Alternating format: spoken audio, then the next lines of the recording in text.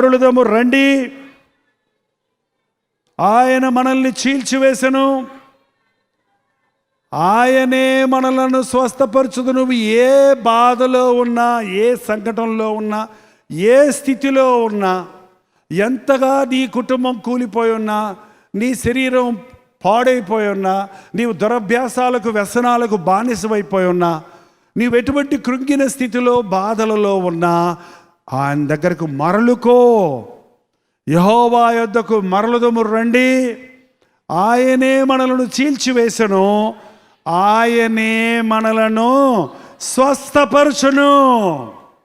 యేసు ప్రభు దగ్గర ఉన్న గొప్ప సంగతి ఏంటంటే, పాడు చేసుకోవటం మనకు చేతనండి, పాడు చేసిన వాటిని బాగు చేయటం ఆయన చేస్తాడు.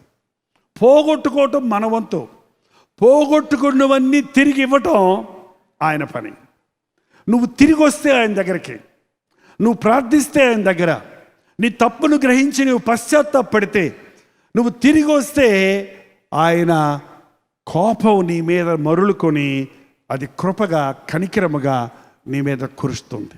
ఆయనే మనల్ని చీల్చివేసెను, ఆయనే మనల్ని స్వస్థపరచును. తర్వాత చదవడమా, ఆయన మనల్ని కొట్టెను, ఆయనే మనల్ని బాగు చేయును.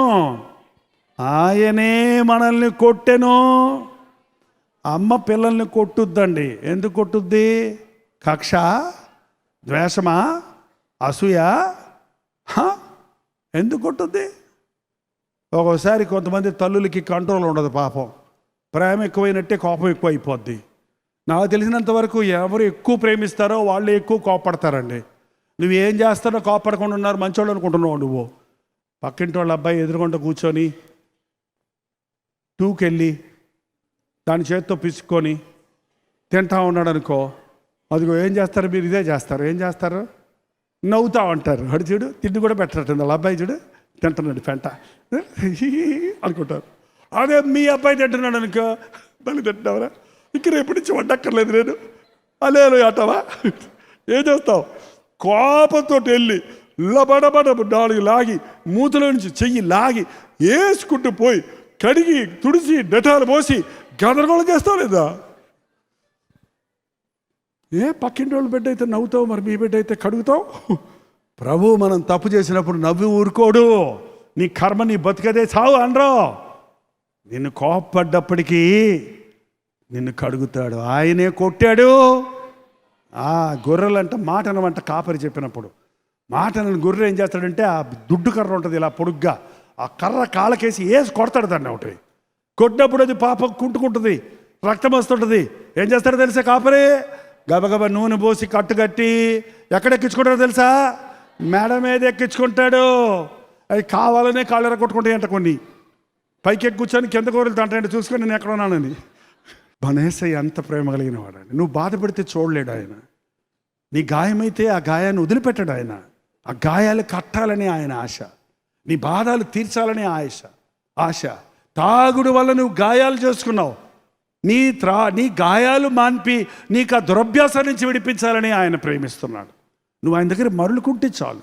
నువ్వు ఆయన సందులో మోకరించి నా దోషాలన్నీ, నా పాపాలన్నీ నన్ను పరిశోధించాలి అడిగితే చాలు, ఆయనే కడతాడు. ఏంటండి, ఈరోజు ఎంతమంది మనం దేవుని ఆశీర్వాదాలు పోగొట్టుకున్నామో, ఈ యొక్క వాగ్దానం ఉంది, ఈ వాగ్దానం తీసుకొని వెళదాం. అందరూ లేచి నిలబడండి, ఈ వాగ్దానాన్ని మీ సొంతం చేసుకుందరు. కానీ అందరు నాతో పాటు మాట చెప్పండి.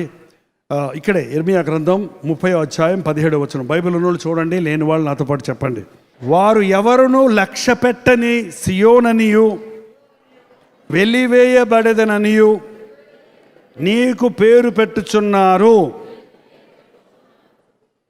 అందరూ ఏం పేరు పెట్టారు? నేను ఇంకా అంతే. వాళ్ళు బాగుపడరు, వాళ్ళు బతికంతే, వాళ్ళ జీవితంలో అభివృద్ధి లేదు, మీకు పిల్లలు పుట్టరు, ఈ పిల్లలకు పెళ్ళిళ్ళు అవ్వవు, ఇక మీ అప్పుల్లో నుంచి బయటపడలేరు, ఈ తాగుడు నువ్వు మానలేవు.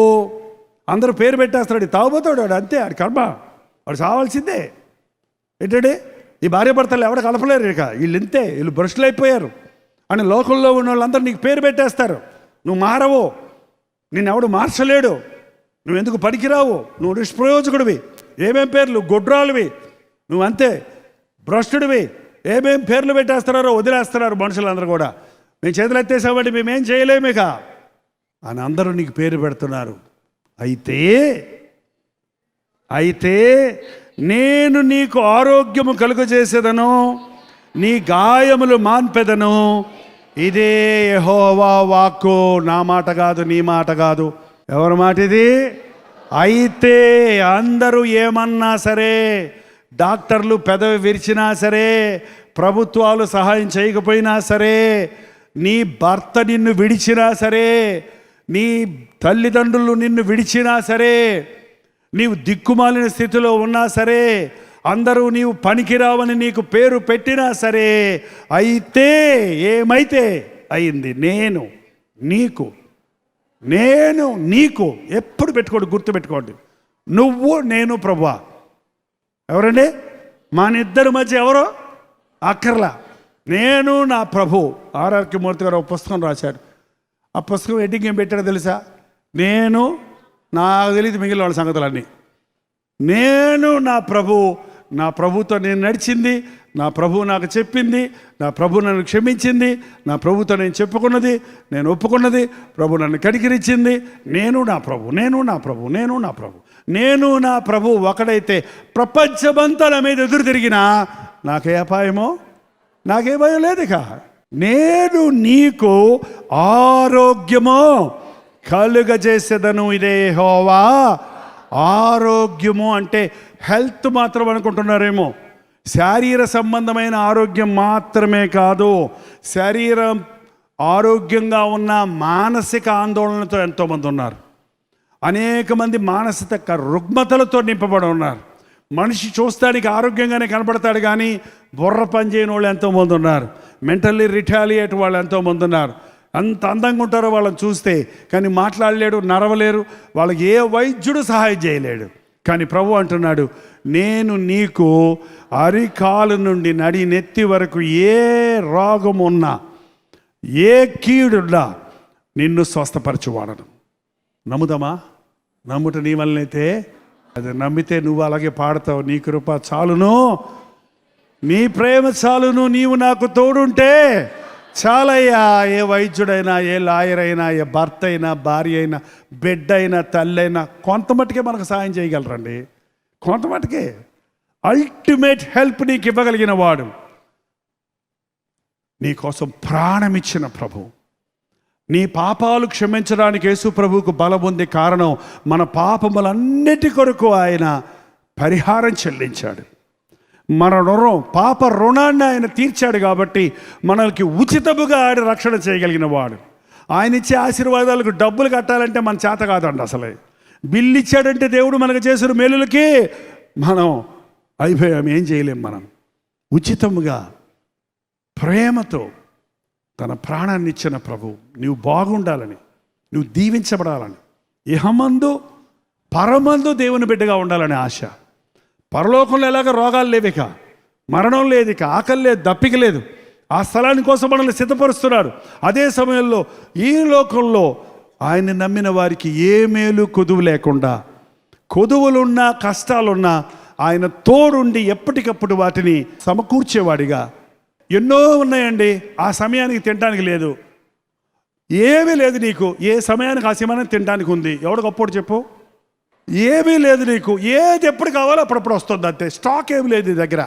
కానీ ఎప్పుడు పస్తుండలేదు, ఎప్పుడు దాహంగా లేదు, ఎప్పుడు వస్త్రాలు కొదువులేదు, ఎప్పుడు ఏది కావాలో అప్పుడు దొరుకుతుంది. ఎప్పుడు కారో, ఎప్పుడు వ్యానో, ఎప్పటికప్పుడు దేవుడు ఇస్తున్నాడు. అది గొప్ప. లేదా 33 కార్లని, ఒకటి రిపేరు, ఒకటి రంగు లేదు, ఒకటి పెట్రోల్ లేదు, ఒకటి డ్రైవర్ లేడు, అది గొప్ప.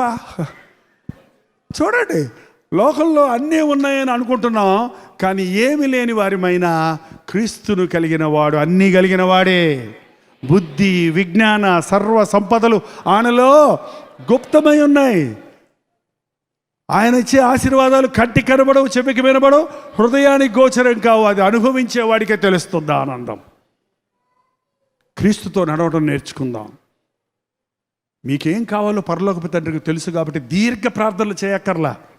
ప్రభు నన్ను జ్ఞాపకం చేసుకో, ప్రభు నీ కృప నాకు దయచేయి, నీ కృపను పొందకుండా, నీ ప్రేమను పొందకుండా ఉన్న ఆటంకాలు ఏమైనా ఉన్నాయేమో, నా దోషాలు, నా అతిక్రమాలు నాకు తెలియజేయి అన్నట్టు చిన్న ప్రార్థన చేశాడు యోబు. 2 ఆశీర్వాదము పొందాడు. దేవుడు కూడా మనకి అలాంటి కార్యాలు చేయను గాక.